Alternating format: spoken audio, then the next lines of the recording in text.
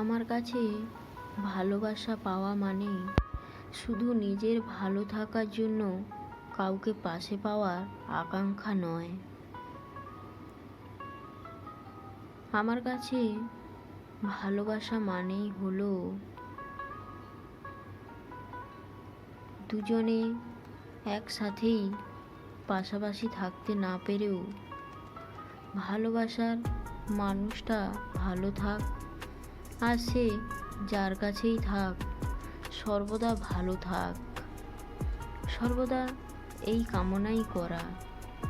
যাকে ভালোবাসি সে ভালো থাকবে না তা কি করে হয়?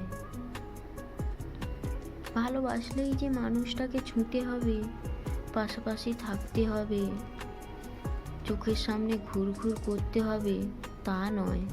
ভালোবাসার মানুষটার অস্তিত্ব ধারণ করার ক্ষমতা যার না আছে সে কখনো ভালোবাসতে পারে না।